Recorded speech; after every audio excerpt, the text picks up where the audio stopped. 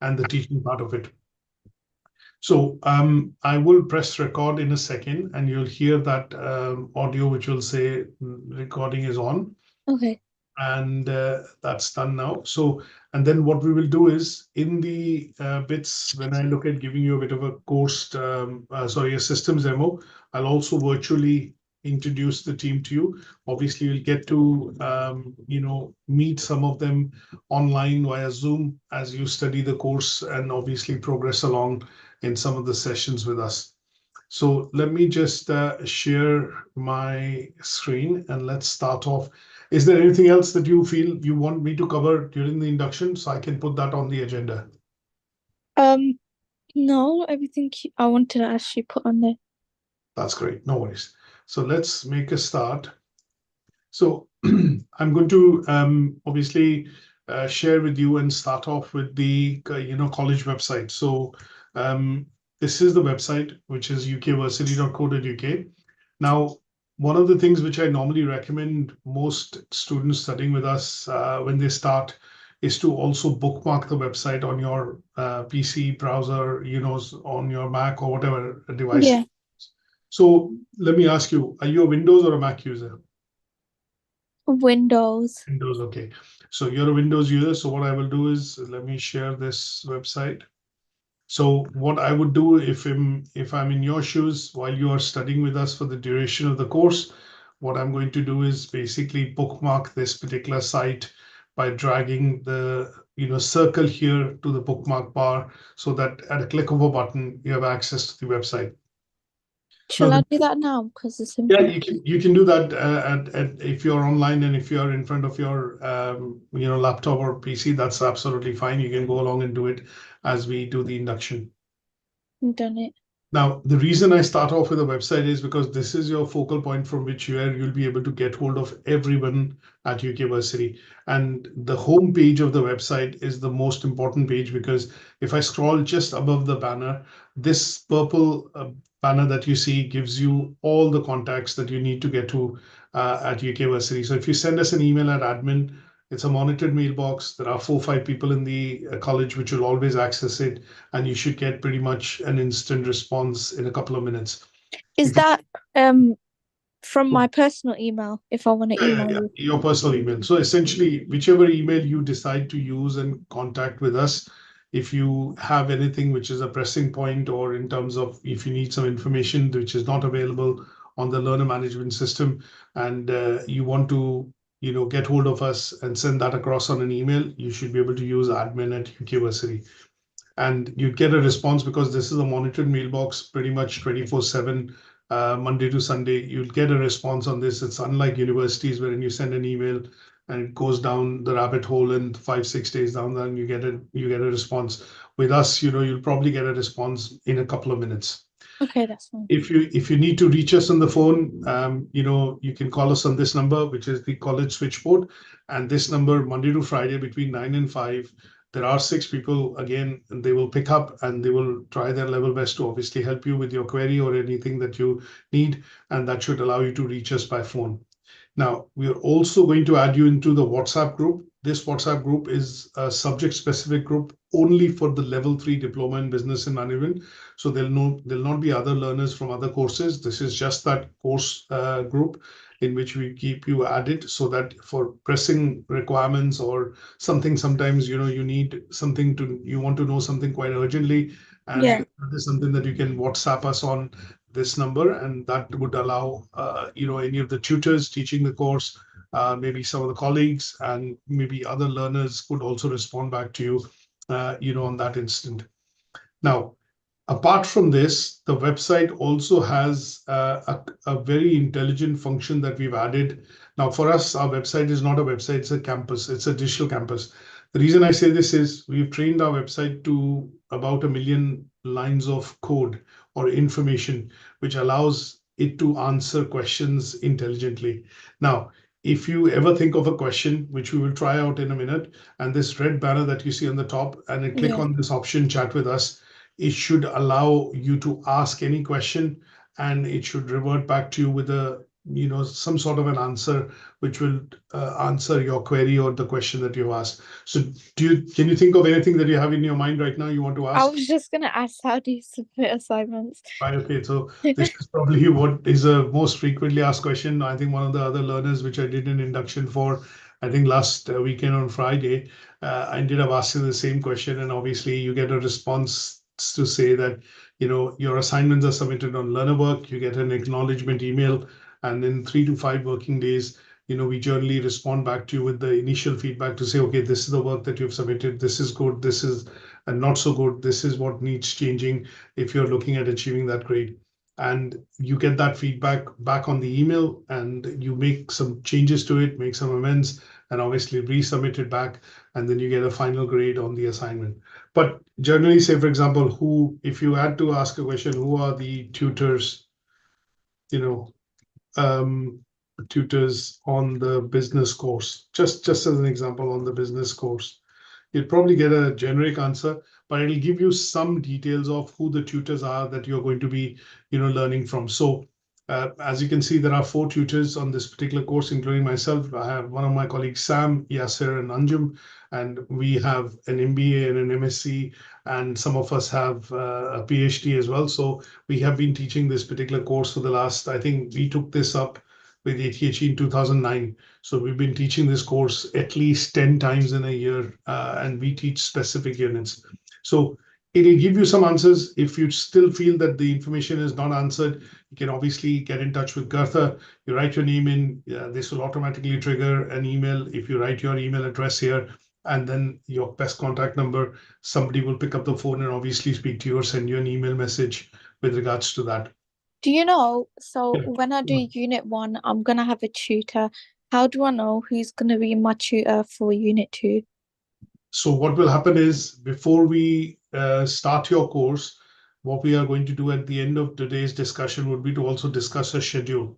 And that schedule will give you who are the tutors on what units, and who you and how you would be able to get in touch. Now, there's a colleague of mine, which brings me to your answer and obviously the next question.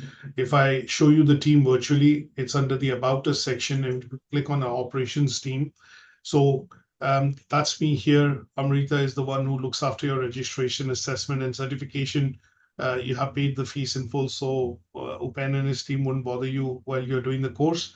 But one of the key persons that we look at who would give you this information in terms of who your tutor is for each unit, what are the session invites, when these would happen, and what are the Zoom invites for these sessions, will all come to you from Jill. Jill Oh, is the course coordinator, so you'd be able to send or ask for information from her. Normally, what we do, to answer your question in short for now, is that when you start a particular unit, you'd receive the session schedule for that unit about a couple of days in advance. So today, hopefully by the end of this session, we would have concluded when are you starting unit 1, or which yeah. unit you're starting, and who's Yeah. the tutor, so that you will get the invites by the end of the day today, so that you're able to get on with these studies pretty much after this session. Now, Gartha is one of the student coordinators, and she's the one who would touch base with you on the phone. She would keep a tab on your progress, how you're going along, how you're submitting assignments, and if there are issues, problems, then she's the one who would probably pick them up and then internally discuss with the team and come back to you with solutions. Grace is the IT or Moodle administrator. She basically looks after, recorded sessions, copies of recordings, some bits of teaching and learning material also on the Moodle. And if you need a copy of the recording, or if you haven't had an update in terms of, certain material, like if you need books or presentations are missing, then you could write to her and she would be able to enable them on your platform pretty much straight away. Not that they won't be there, they would be 100% available when you start a particular unit. Everything would be there, but in sometimes if you miss out on a session and you want a copy of the recording, the latest copy of the recording, then you could request that from her and she would be able to send that across. Aman is also one of the course coordinators. He would step into when your certification and completion is, happening in the course, and he would generally keep tab on how you're progressing on in terms of various units, and the time frame in terms of completion of the assignments. David Law is basically, you know, the name of the chatbot that we have on the website. ATHE is in finance. And then obviously, if I look at some of the teaching and the academic team, Reena is one of the lead assessors. So she would be looking at marking your assignments. Anjum, you'll get to meet him. Obviously, he'll be one of the teachers. Shazia will also teach, I think, one of the units, which is personal and professional development. Yasser. And then there are other tutors, you know, who teach different subjects and different subjects in Versity. But you'll probably get to meet most of them who are going to be teaching, because they will be teaching via Zoom. Now, one last thing which I want to quickly do on the systems demo is, when you need to access our YouTube channel, the reason we say this is you go down to the bottom of the website on the home page, click on the YouTube channel icon, and obviously our YouTube channel is youtube.com/UK Versity Online. Now, here there are lots of playlists. Reason being, what I would do is, for the duration of the course that you're studying with us, I would suggest you subscribe, because when we upload a new lecture, you get a notification to say there's a new lecture which has been uploaded. Now, one of the things that we use YouTube for is primarily because it's a free repository. We can put out the lectures in open, and the last thing that you don't need to do is always log into Moodle to be able to access the lectures. If you're traveling, if you're out and about and you want to hear them on your phone, tablet, then you are able to get them anywhere across the world as long as you have access to the internet. Now, in the playlist, because we teach over 166 different courses across 10 different subject areas like accounting, business, law, healthcare, so on and so forth, you would need to go into the playlist and then typically find business and management, which is where most of your lecture videos would be there. Now, we keep uploading videos. We keep essentially updating these playlists. And as you would see, this has been updated 2 days back. And probably on this playlist, you would have about, 500-600 videos. So as you can see, the count is about 484. Now, this is all the business and management videos, but they are labeled as per the units that you would be studying. So one of the best ways to look at finding a video would be to go from the playlist and look at the name of your unit, and that would be organized in a format wherein you're able to see first video, which is covering learning outcome 1, second video, which is learning outcome 2, and so on and so forth. Because what we don't do is we don't teach the whole unit in one go. So the unit is broken down into learning outcomes, and learning outcomes are covered in each lecture. So sometimes in the units that you study with us, you'll have 3 learning outcomes, some will have 5, some will have 6, and that would correspond to the number of lectures that you would have on a particular unit. So we'll come to that in a second. Okay. Now, last but not the least, when you need to log into Moodle, there is a shortcut that we've created on the top here, which is LMS, Learner Management System Login. When you click on this, this will open the Learner Management System. Again, what I would suggest is if you bookmark this site by dragging it to I already bookmarked the Moodle. That's great. Great. So that would allow you to have access to this. Now, let's look at logging into the system, and I would log in as the administrator today because I'm going to show you the ins and out of the system. So how you log in is put your username, which is always in small letters. So you will spell your name Mahek in small letters. Yeah. The password which we have given, you can change that password, but if you haven't got the password, or if you don't put it in, it's case sensitive. So when you put that in, essentially click on the right arrow here, greater than arrow, and that logs you into the system. Now, when you log in, you basically go up to the dashboard, which you see on the top. It'll have some announcements, some timelines, things like that, a calendar. But basically, when you want to look at your course, you click on the second option, which says My Courses. And that will show you the course in which you are enrolled. But Now, on mine, nothing's showing yet. Nothing is showing. Okay, let's have a quick look now. It says I'm not enrolled on any course. Right, okay, so let's get you enrolled on this course first, which is correct, because that is one of the reasons why you are not seeing anything.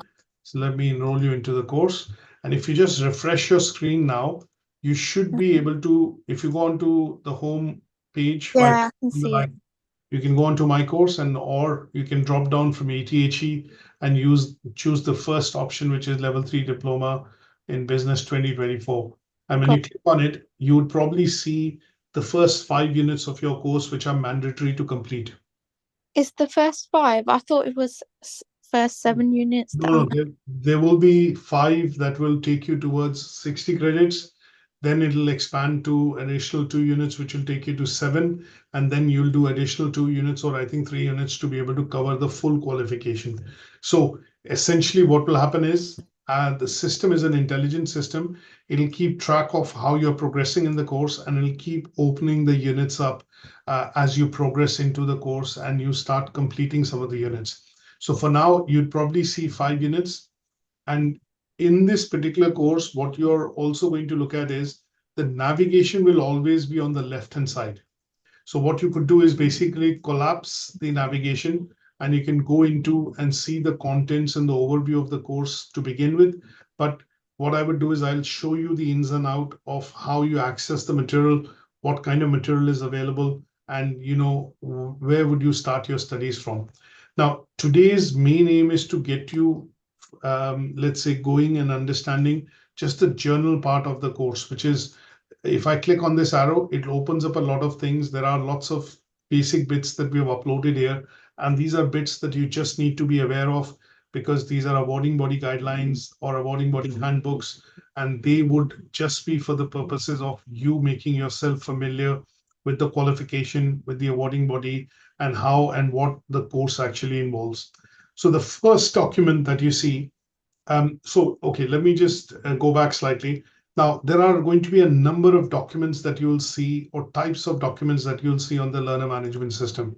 Now, some of these documents are going to be PDF. The reason why we have PDF, they are basically formatted nicely. They are able to be easily downloaded on your laptop, phone, or PC, or tablet, whatever. And then last but not the least, some of these documents are version controlled. Now, apart from the PDF, you're also going to be able to see some videos. You're also going to be able to see books. You're also going to be able to see handouts and presentations, and along with that, assignment briefs, which are going to be a part and parcel of your course. Now, what you don't see as of now on your course is videos. The reason why we don't see videos is because you haven't started to use the system, and these would start to come on, maybe later today as you get into this and start accessing. Now, very, very briefly on the Moodle.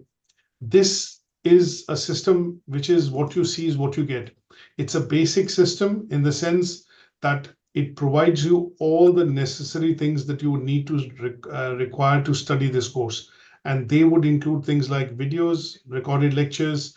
It'll have books, handouts, articles, case studies, and assignment briefs that you need to look at attempting towards the, say, for example, towards completion of a particular unit. Now, if I look at any one particular unit and I explain that layout, you have the heading on the top. Then you have the unit specification of the unit, which is basically what we use to teach you the unit and the contents in that unit. Then you'll have an assignment brief. In some units, you'll have what is called a workbook, which is a Word document. Now, sometimes learners prefer to do assignments at level 3 because it's a level at which you're essentially going to learn how to write academically, learn how to reference using Harvard referencing. So in some cases, what will happen is you would generally see that some units have what are called workbooks, like question answer session, and I'll show that to you in a second. And then you'd have a book, which is a detailed academic book required to study this unit. And then there'll be a link to submit the assignment. And don't worry about the dates for now, but there would be links for you to be able to submit the assignment on the system, and also email a copy initially as a draft so that we can give you feedback. And once the assignment is finalized, you're happy with the grade, then you'll submit it here, because once it is submitted here, then it is also visible to ATHE for the purposes of grading and sampling for before you said that if I send it to the work email, they will check it. So shall I send it to them first? Then yeah, so what you will essentially, process-wise, what will essentially happen is you always send the assignment first on email, because on the email, we are able to give you ongoing or formative feedback, which means you have the opportunity to dress up your work or make changes to your work. But when you submit it on the system, it becomes full and final. There is no further submission allowed. And that is something which is also going to be visible to the awarding body for the purposes of sampling and certification. So that is why the assignment submissions will first be on the email. Once you get the grade and you achieve it, and the tutor says, yes, you can now go ahead and submit, that is when you will submit it here for the final assessment by the awarding body. Is that okay? Yeah, go for it. Okay, now I've opened these documents up on different tabs just to show you. So when I clicked on the first one, this is what is a unit specification. This gives us the aims of the unit, what are the various learning outcomes and content that we have to study. And then it also gives us the indicative content, because I cannot teach you anything in the course. The course material is provided, or the guidelines to what is to be taught in the course is also provided by the awarding body, and that is what is given. And we use this content to be able to create presentations and lectures, which are then delivered so that you are gaining the knowledge which is required to achieve the unit. So in every possible, unit that you would see on Moodle, the first document is always going to be unit specification. Now, this will give you the credit of the unit. So this is a 10 credit unit. It will also tell you how many learning outcomes are there. So if this unit has, as we call them, LOs and AC. So learning outcomes are 4, 1, 2, 3, and 4. So essentially you'll have 5 lectures to cover this unit. That means the 5th lecture is going to be an assignment discussion session to take you through, after you have completed the unit, to take you through and make you understand how to compile the evidence and do the task in the assignment the first time, so that you're able to hit the grade that you want to hit. And then obviously the indicative content is useful because it tells us what is to be taught and covered as far as the course content is concerned. The second document is always going to be the assignment brief. This assignment is an assignment that you will attempt after you complete the unit. And assignment typically will consist of tasks, and these are going to be tasks that you will complete by obviously bringing across the knowledge and skills that you've gained from studying the unit. And there are what you call tasks which are listed in the assignment brief. Some of them will be past tasks, and then when you look at achieving higher grades, they will always be labeled as extension activities, and they would have merit and distinction in them, and this would allow you to cover the entire unit. After that, we will provide at least 1 or 2 books which are related to the unit. And these are traditional academic books that you would normally buy out from a library or you buy from Amazon or other sources. We have bought these books because they are related to the course, or in this case, related to this particular unit. And these are extensive books that I would suggest that you would need to read at least some chapters. I would say a few pages. When I say few, 70 to 80 pages, to be able to help gain knowledge in terms of what is required to be studied in this unit. Now, the books are quite detailed. And if you see, business environment as a topic is there at level 3, at level 4, at level 5, even when you study master's degree. So the books are essentially geared to, give you knowledge across all levels.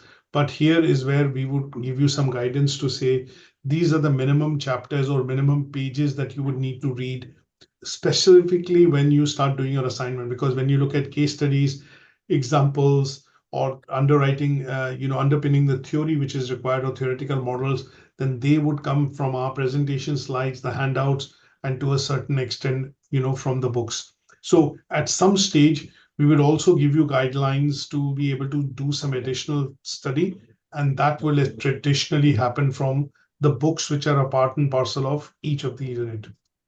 Now, after that, what you're going to generally see is what are called presentations, which are created for each of these units.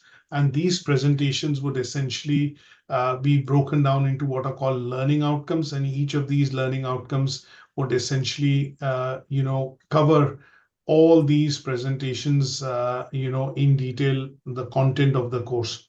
So if I just bring them here for you for now, just give me 1 second.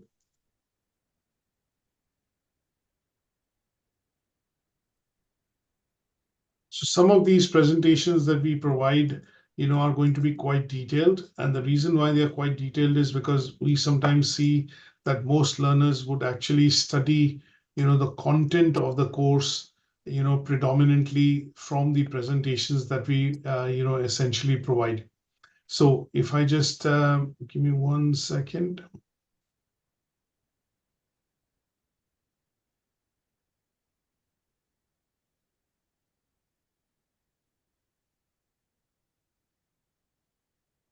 And this kind of a layout is what you're also going to see is going to be followed through all the other units that you will look at. So if I show, say, one presentation to you and relate that to what we have been discussing in terms of learning outcome. So when I click on any of these, they will open up as PowerPoint slides and they will cover the content of the unit in a great amount of detail. So it will go through all the indicative content which is given here. Is that where it says the business environment fifth That's PDF? Okay. yes, that's the one. Yeah. So it'll cover all the details in learning outcome one presentation. We'll talk about stakeholders, various types of stakeholders, and obviously give you knowledge and information about what is it, the task and the bits that we have to study to say that I now understand what are the stakeholders in the business, whether it's internal, external, and things like that. Now, there are going to be these presentations sometimes tend to be quite extensive and they will address all the assessment criteria. So if you look at 1.2 and look at 1.2 here, it'll cover this in a lot of detail, which will talk about the interest and objectives of stakeholders in a profit and a non-profit making organization. And that would be covered in detail, for each of the assessment criteria. Now, this kind of a layout follows through on all the units that you are going to study. And in between these, underneath that, you would also have videos which will start to appear. And these videos are going to be recorded lectures of each of the learning outcomes. So when you do listen into the video, you're going to be listening into and also seeing the PowerPoint slides, which the lecture is actually discussing in terms of lectures. Now, these are live lectures. They are not computer recorded tutorials. So obviously, sometimes when you do these lectures and the recordings are put on, you'll also have a bit of verbatim or question answer session, which is a discussion which is happening between the tutor and the learners present on that session. So these sessions tend to be about 45 minutes to an hour long. But the idea there is that the main concept is that the lecture, when he does the lecture and we do the recording, we are going to cover the learning outcome in great amount of detail so that you have a very good understanding of what has been delivered and taught on that day. Is that okay? So, so if I started tomorrow in the morning, whatever, for unit one, I'd read through all of this, but would I have like a tutor I speak to tomorrow? Yes, absolutely. Yes. So we'll come to the schedule and the session timings for the unit, because when you start off studying unit one, what will typically happen is you'll have lectures, pretty much 2 or 3 lectures every week. And these lectures would essentially be covering one particular unit and each of the unit's learning outcome. So this first unit we'll cover in 5 lectures. And the idea would be before we finish our session today, we would need to look at arriving at a schedule which is convenient for you. And obviously on that time, you'll have that lecture with the tutor. Mhm. Okay. Now, this layout, I'm going to ask Andy, one of my colleagues, to complete and obviously update everything. So sometimes what will happen is when you look at, say, for example, unit 2, again, the same layout, you have a unit spec, you have assignment brief, a workbook, you have a book, then you have some learning outcomes. Now, one of the things which I'll also mention, when you click on a Word document, it will always ask you to download or an Excel sheet or a PowerPoint presentation. The reason is we always would want you to have that so that you are able to use it as a template at a later time when you do your assignments. So when I click on the workbook, essentially, as you can see, this workbook would download locally to your machine. And when I open this document up and show this to you, that is what I mean by what is called a workbook. So in some cases, when you do your assignment as a task and a question, what you're going to see is that this is the workbook. Say, for example, name and your date, and then you have some tasks which are given and you start writing those down. And if you start using this Word document and start typing, it will automatically start expanding to fill the space up or give you more space to be able to write. How do I get to that? This is where you would basically go into Moodle and then click on the workbook. So each unit, some of the units will have workbooks, not all the units, but some units will have workbooks. So business environment has it, unit 2 has it. I think unit 3 communication also has it. Not communication, I think There are 3 units in particular which will have the workbooks, but all the others would be an assignment brief. So market research, which is the 3rd unit, that has a workbook. Okay, we'll come to that in a minute, because I think you don't need to worry about the workbooks. It's just to tell you that, okay, sometimes when you click on a Word document or you click on, a PowerPoint or an Excel document, what will happen is it'll download to your local PC or your laptop where you'd be able to see it. Now, that's all about the systems. There's nothing much that I need to cover. Now, the bits, you've been able to get onto Zoom pretty much straight away. Similarly, whenever we send you a session invite, you'll have a Zoom link. And that link, when you click on, you should be able to get onto the meeting with the tutor. Now, YouTube channel I've just signposted, and obviously you will be added to the WhatsApp group. You've seen the virtual team in terms of people who will be, helping you and supporting you throughout your journey in terms of studying with us. But that would be it for the systems demo. Is that okay? Any questions? Yeah, that's fine. Good stuff. Now, let's go across to the second thing that we want to look at, which is the first document in the journal section, which is called the course handbook. So when I click on this, it'll open up on the screen. And because you're doing the level 3 diploma in business and management, that is where we would need to look at what are the units and how many units you're covering. Now, the reason why this is this way is because this is a big qualification. It is called a nested qualification. So ATHE has an equal qualification to what Pearson BTech has at level 3. They have a level 3 180 credit diploma. They have a 120 credit, 90 and 60 credit. So you have opted to study the 120 credit diploma. So this is a qualification wherein you'll start building up your credits by starting with the first part, which is business, complete the business 90 credits, and then go into the management aspect of it to cover some of the units to complete 120 credits. But at the end of the day, when you receive your qualification and you receive a diploma, you'll receive a 2-page transcript. The first would say ATHE Level 3 Diploma in Business Management. It'll say your name, your grade, what you've, how you've completed. And then in the second page, it'll give you a transcript, which will talk about and give you grades of your individual units that you've covered and, what grades you achieved in that. Now, this is a 100-page document. We don't need to go through the entire document in the induction. This is a bit of a bedside reading that you need to do, simply because if you want to familiarize yourself with the qualification and the awarding body, it has some information on it about. My dad already printed all these off for me. I read them. All right, okay, that's great. So what we are looking at in this particular document for today in terms of the important bits are going to be things which are related to the grading part of the qualification and the units that you are going to study in this qualification. So the grading part is essentially explained after, after we go through the units. Now, because you're doing a 120 credit qualification, what you're going to be looking at doing is basically studying all these units with us. So you have the business environment unit, how businesses and organization work, business communication, working in teams, market research. Then between level 6, in the second option, between the 2 units, we normally teach and deliver unit 7, which is leading and managing people. And then when you go into the optional units, you'll be adding, further credits to be able to complete the 120. So here you have 60, 15, which takes it to 75. And then you are covering 3 or 4 units from the optionals to be able to do and achieve 120 credits. So from Unit 8 to Unit 13, is it just project management I have to do? No, so essentially, if I look at now your qualification, which is 120 credits, so you have these as mandatory units. So unit 1, 2, 3, 4, 5, 6, and 7. Okay. Those are mandatory. So in your case, you'd have 60 and two of these mandatory, which is 90 credits as units. And then from here, which is the optional units, you need to choose any 2. Okay. Which would take you to the overall credit of 120.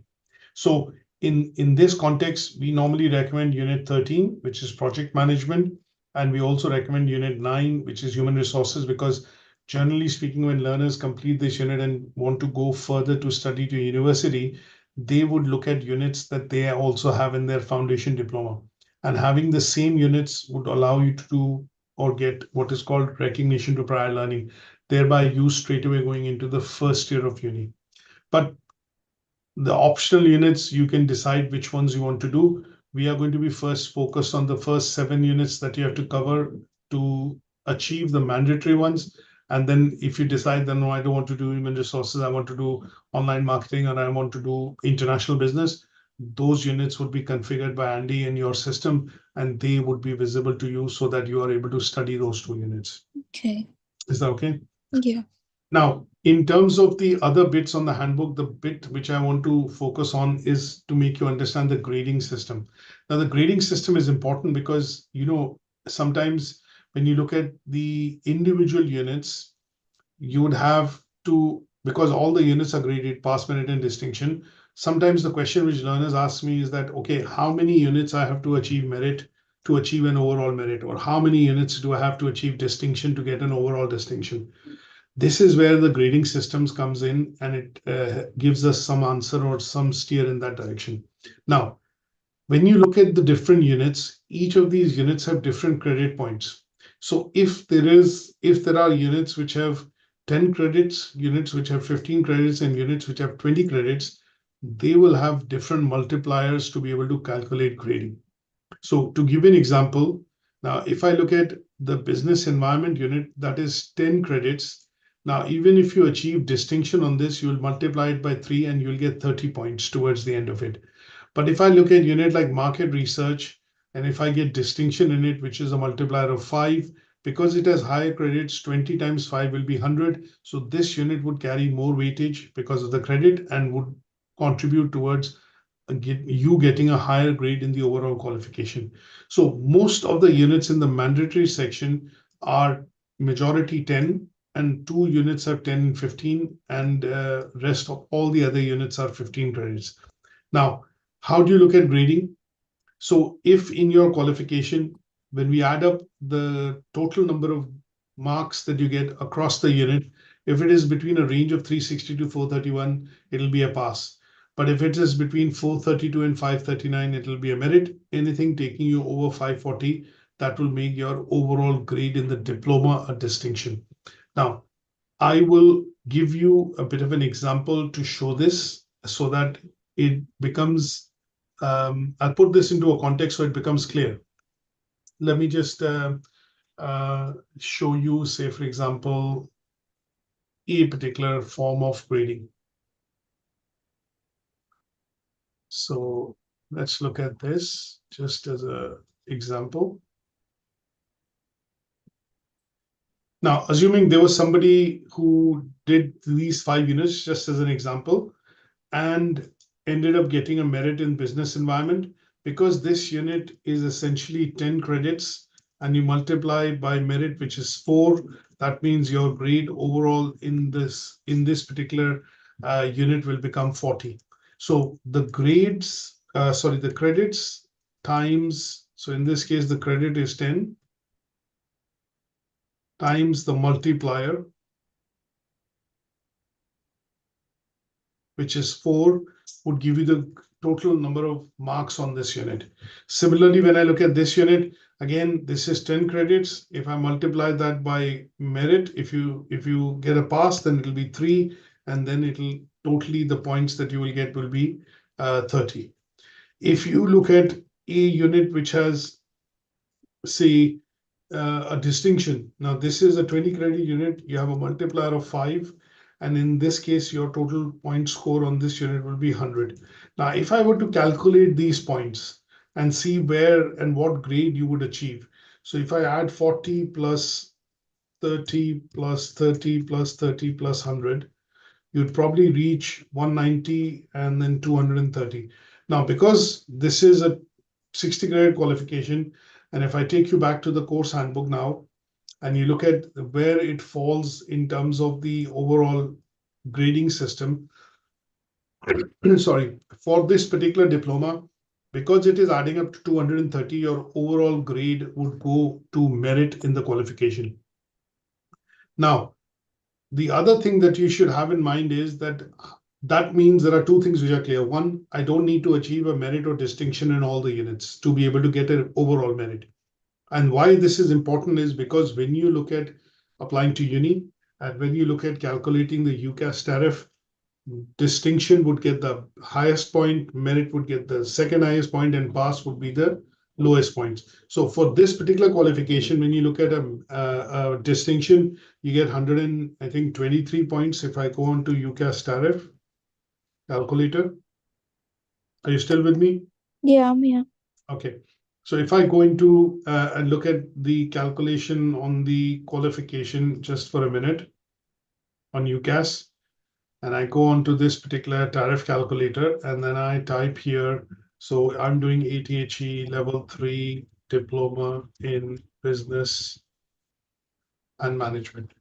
Now, when I look at this and I look at selecting my grade as distinction, I get 96 points, which is what you want to hit, because if you want to apply to the best universities in Russell Group and want to get into the first year, they would want the highest number of points. If you get a merit overall in the qualification, it'll be 64, and if you get a pass, it'll be 32. So it is vitally important for you to understand the grading structure, because this grading structure would help you also look at your overall target in terms of taking further admission in the uni. So in your case, you should be looking at getting at least 5 or 6 units, I would say, with distinction, at Yeah. least 3 units with merit, and maybe 1 odd unit with pass would be okay, but that would still tip your score overall to a distinction part. Is that okay? Yeah. But Go on. how am I gonna know like what I need to do in my assignments to get a distinction and merit? Okay, that's a good question. So we'll go into the assessment and feedback criteria as well, and I'll show you an assignment brief. But essentially in that section, what you have to do is you have to attempt all the activities, the pass activities, the merit activities, and the distinction activities. And I'll relate this here very briefly. Now, when you look at pass, so what you have to do is, because it's a point-based calculator at the end, each of these tasks is 5 points, right? So if I were to get a pass in this unit, I'll do only the pass task, 1.1, 1.2, 2.1, 2.2, 3.1, 3.2. So what I will do is 5, 10, 15, 20, 25, 30. I'll get 30 points for this unit. And that would be just about right, because when we calculated, the pass marks on this side, just to give you an example. So if it was an overall pass, because the unit has 30, and if I multiply this by 3, I get 30 points. And that is just about right, because I'm only scoring a pass, right? Now, in addition to this, But for unit 1, can I get anything? Can't I get a merit or you distinction? can get a merit, you can get a distinction. So I'll explain how you would get that merit. So what you'll do is you'll do the pass task for all, and then you'll also attempt the merit task. So if you see merit, you add 5 points here and 5 points here, that takes it to 40. 10 credits multiplied a multiplier of 40, because you're achieving merit, that would give you 40 marks, and that will tip it to 40. Now, if you were looking at distinction, you would do all the tasks given in the assignment brief, which will cover all the pass, plus all the merits, plus all the distinctions, and that will give you a distinction grade. Okay. So this is what you'll have to keep in mind when you start attempting the assignments, because sometimes when I look at now going into the assessment and feedback criteria for assignments, if I look at, say, just as an assignment brief for one of the units, business communication, and what you're going to see is most assignment briefs give you a scenario.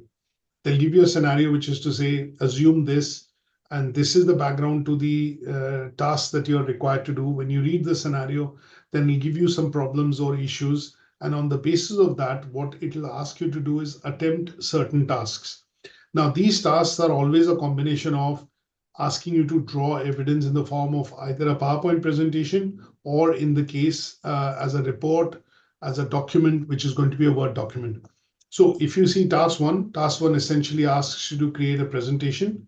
This presentation would cover these 3 different criteria, which are pass. And how would you know this? Because underneath here, it shows 1.1, 1.2, 2.1. So there are 3 tasks given here, 1.1, 1.2, 2.1. And then there is a merit criteria, which is given here, which is under the extension activity. And all these there's only one merit criteria, as you can see, but it has further bullet points. But as you can see, it has been signposted here by saying this is 2M1. And you'll have to complete all of this to be able to get and achieve merit in task 1. Then when you go to task 2, there's a bit of a further addition to the scenario, situation explained. Then it says you need to create a business report. and the business report has 2 tasks, A and B, which is 3.1 and 2, and then 1 merit criteria, which is 3 and 1. And then you go to task 3, you have further instructions given, and then what you need to do is, in this case, you need to demonstrate your reading and writing skills, and you do these tasks. Along with that, there's a bit of a distinction task that you complete, and they are signposted here, and they are 4.1 and 4D1. Now, when you complete all these, you are setting yourself up to getting a distinction grade in this particular unit. But sometimes, if the tasks are difficult, what learners do is they don't attempt the extension activities throughout and just focus on the pass, because some units are going to be difficult. And that would mean that you would just attempt the pass tasks and then get that grade in that unit. Is that okay? Yeah. But do you know, like, because in college, when I was studying level 2, when I had an assignment, Yes. it would like, for each unit, I'd just have one assignment. But this is different because there's like 3 different things that I need to do. No, so again, just to correct you on that side, there is only one assignment per unit, but the assignment would be broken down into what is called, different assessment criteria, because it'll have different tasks. Yeah, that's what I mean. The thing that you have to keep in mind is when you move from level 2 to level 3, if I just open these 2 documents side by side, so what happens is that what you're going to see is that each of these learning outcomes would get converted into a task in the assignment. So learning outcome 1 has 2 assessment criteria, and that is what you're going to see in this particular task. So I've opened up, business communication, you have 1.1, 1.2. And if I go into the task 1, you're going to see 1.1 and 1.2. Yeah. Right. But because the unit is a bite-sized unit, it is divided into 4 chunks: learning outcome 1, learning outcome 2, learning outcome 3, and learning outcome 4. So what you're going to see is that there are going to be different tasks in the assignment, but all of them would only consist of one piece of work that you would produce, and that will be one document or one presentation. Sometimes it could be a presentation and a document, but there will be one assignment per unit essentially. I didn't see, do you know, like, what you're showing me? Yeah. Like, it makes more sense to me how the assignment is, because like I'm used to that in college. But where do I find it? On Moodle? You mean the assignment? Yeah, like what you just showed me. Yeah, so all the assignment briefs, as I told you, is going to be always the second document in the units. It'll be labeled as or ending in the term assignment, as you can see. So every unit will have an assignment brief, and that will always be the second document from the top under the unit. And it'll be labeled as assignment. Can you see? I can see Unit 1 business environment assignment. Yeah. But it's not showing. So basically, in your case, what you have to do is when you're on the unit, if I collapse everything and then start off by clicking on the left button on the left, the first unit name, and you would see a number of documents appear. Let me try So that. it's the second document that you will see, which is an assignment brief. Okay, yeah, I got it. Yeah. So because it's a linear system, so what I would suggest is if you are going to unit 2, just click on this downward arrow. It collapses the unit, go to the second unit, click on the greater than arrow again. It opens the whole content of the unit up, and then you'll see the second document as assignment brief. Yeah, I got it. Yeah. No worries. Now, that in terms of the assignment and feedback process is designed essentially to help you achieve the grade. Now, a couple of things that you have to keep in mind when you look at submitting the assignment is that we ask you to follow the assignment structure. We ask you to write in the email what grade you're trying to achieve, so that the feedback from the tutor can be suitably done in a way so that it allows you to achieve that grade. Okay. Right. Now, what you have to also keep in mind is, because these are university level qualifications, you have to give it a go in terms of attempting all the tasks. So what happens is, for example, if you do not attempt an extension activity and you submit the assignment, Now, you're not setting yourself up to get the highest grade. So in such cases, even if you're briefly attempting it, even if you're not sure about it, I would still go ahead and suggest that you attempt the whole assignment brief. Simply because that will give you a chance to achieve the highest grade. But if you attempt just the past tasks and don't go into the extension activities, then once the feedback is provided, you cannot go back and get into saying that, okay, now I've done the past tasks, can I do the extension activities to improve my grade? That is not possible. Because in universities and the higher education system, what tends to happen is you have one attempt to actually do the assignment, and you can get a draft, you can prepare a draft and you can get a feedback on it, but the feedback can only be given on the tasks which you've attempted. If you haven't attempted the merit and the distinction activities, we can't give you feedback on that. We can only write as a developmental comment to say that I can see from your assignment that you've attempted all the past tasks, but next time my suggestion would be to try and extend some of the activities to try and attempt the merit and distinction tasks to get a higher grade. But that is a developmental comment. It won't allow you to attempt that particular bit in the same unit because you haven't attempted it in the first instance. Okay, so when I do unit 1, I'm gonna do the pass, merit, and distinction. But at the bottom of my assignment, shall I write I'm trying to achieve the distinction? Yes. So when you draft an email, if I show you an email that I would draft, and when you submit that across to us in the email, what you're going to do is I'm going to show you a quick short video that we have created. It's under YouTube Shorts on our channel. And if you watch that 30-second video, it will give you a very good idea in terms of, what is required to be done when you do submit the assignment. So let me just say this, and yeah, here we go. We just switch on the volume.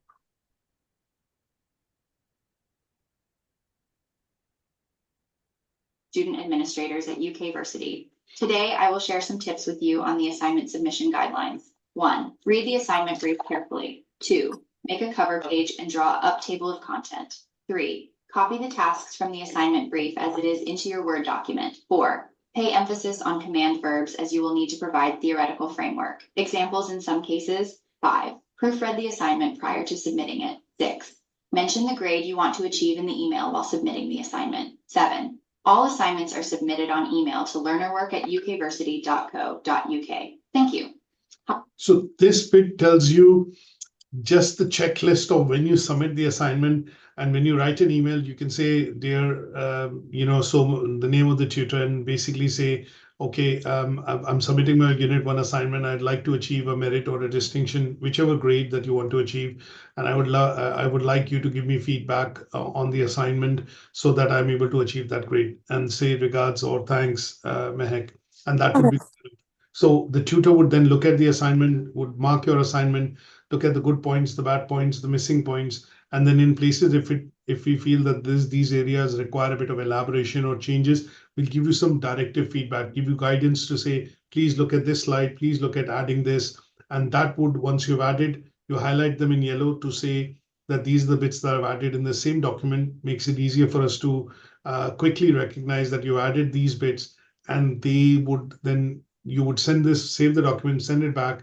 We look at the comments, we look at what has been added, meets the criteria, and then the grade is given, and then you submit it on Moodle for the purposes of certification.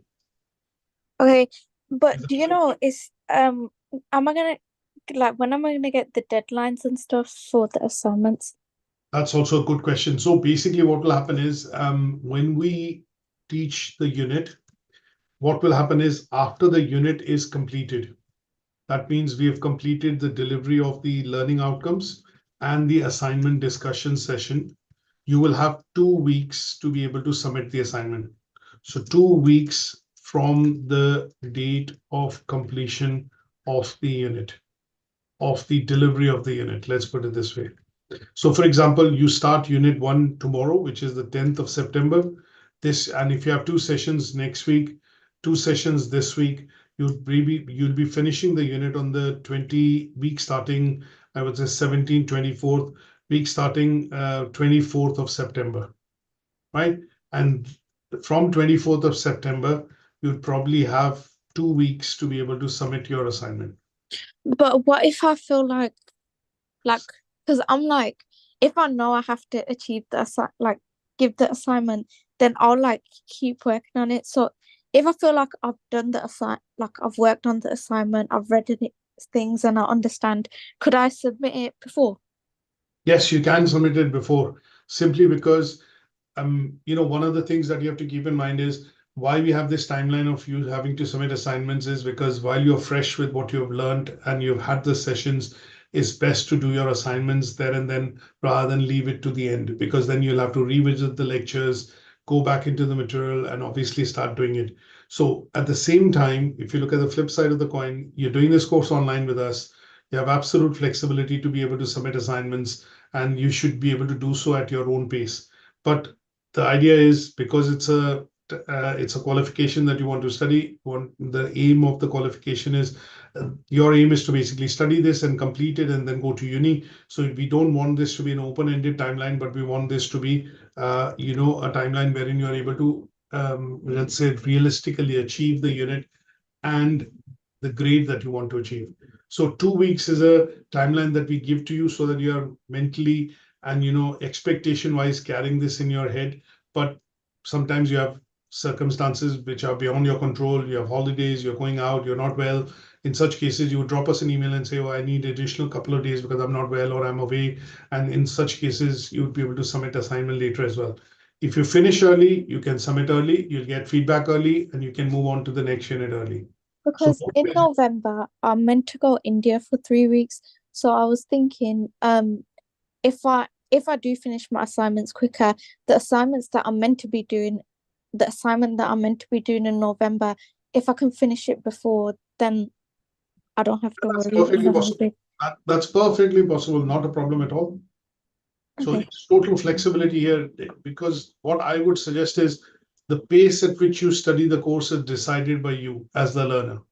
We will adjust to delivering and obviously pacing it up to ensure that you're comfortable with the delivery of the course. So that is not a problem at all.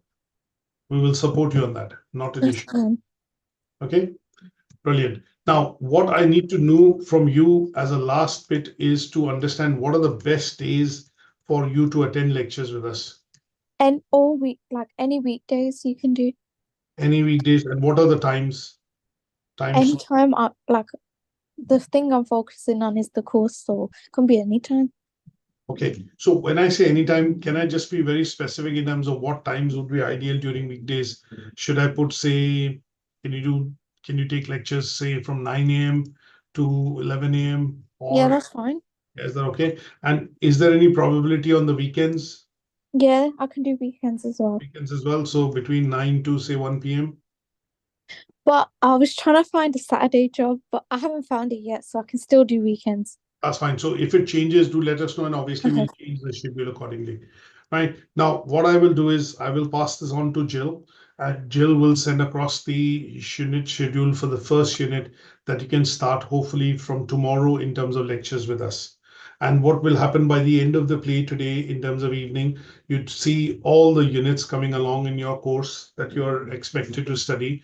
And then obviously between today, tomorrow, and day after, Andy will be able to populate all the units that you have to see on your course so that you have the full course open to you and you have the flexibility to be able to dive in, study any particular unit at any given point in time. Okay, that's fine. Good stuff. Now, one of the... Are there going to be other kids in the group chat? Sorry? WhatsApp? Are there going to be like other kids in the WhatsApp group chat? Yeah, so basically the level 3 business group, when I say other learners, yes, there will be other learners in the group as well. But this group is moderated by us. It is strictly for official communication, no jokes and nothing like that. And obviously, as moderators of the group, Gertha in particular and Aman, who look after, they would be, obviously monitoring it. And if you place a question or a query, you'll get a response on that pretty much instantly. No, but I feel like awkward in front of new people. Come again, sorry? I feel like awkward in front of new people.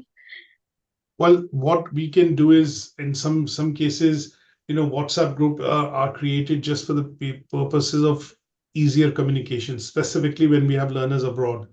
And we have lots of learners abroad, you know, in 18, 19 different countries. So it's difficult for them to call, it's expensive and things like that.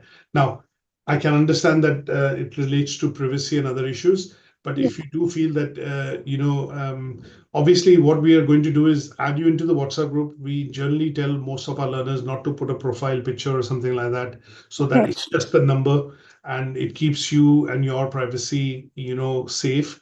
And obviously, as I mentioned to you, we moderate it, so there are no loose comments or any sort of things which are not related to the course are immediately moderated on the group. And I think most of our learners on the group are, you know, in the age group of between, I would say, 30 to 42. So they have families, they have full-time jobs. Oh, It's just a one-way communication, and you'd probably not have the usual chit-chat that we normally do, as my kids do, you know, teenagers do on WhatsApp. No, you won't probably find that at all. that's fine then. So it's just to make sure that you're comfortable with the group in terms of communication. If you do feel that, you know, sometimes we add you to the group and you do feel that it's a bit not working for you, you have absolute freedom to, you know, just exit the group, and then the communication is pretty much through phone and email. That is not a problem at all. No, that's fine. If there's like 30, 40-year-old, that's fine. Yeah, they won't be, you know, they won't be something within, you know, they pick on you or something like that, because I think most of our learners, the mature learners, are doing this qualification to get to uni. Some of them are immigrants, migrants, spouses, or, you know, people who have come into the UK and they have no prior qualifications in the UK themselves. And that is one of the reasons why they're picking up on this particular course and then studying. So as long as my session, we don't have you have a generic picture or a profile picture of yours, like on the WhatsApp, you would see I put mine on as a graphic rather than my real picture. I think it just you know, keeps people at bay, and obviously there will be no such instance that we will tolerate if it is to come through on the group from anyone, to be honest. Okay, that's fine. Okay, so I'll get this across to Jill, and we'll get you the schedule across for the first unit. Now, one of the things which I'll say is that you don't need to start the units in any particular order, because all these units are individual units, right? Okay. They are not related that you learn something from business environment and you put into business organization, or you work into market research. So what we're going to do is we're going to start you off with units that we feel are easier units to complete and quicker to box off. And that is what you'll get the first schedule from Jill today before, I would say, 5 o'clock in a couple of minutes, so that you are able to get on with these studies from tomorrow. I don't mind starting today. Yeah, I think today, because it's already 4 o'clock, we'll Okay. put this together. I have another induction that I have to get to, but I think most probably your lectures either will start from tomorrow or day after. Is Okay, that's fine. that okay? But Yeah. system-wise access you have now, and you have the 5 units which are there. But by end of play today, I will ask Andy to make sure that, you know, all the units and at least the material gets populated between today and tomorrow. Okay, thank you. Take care, Mahek. Thanks for joining in, and I'll send Bye. you a copy of this recording shortly after this session. Okay. Okay? Bye. Bye. Thanks. Bye for now.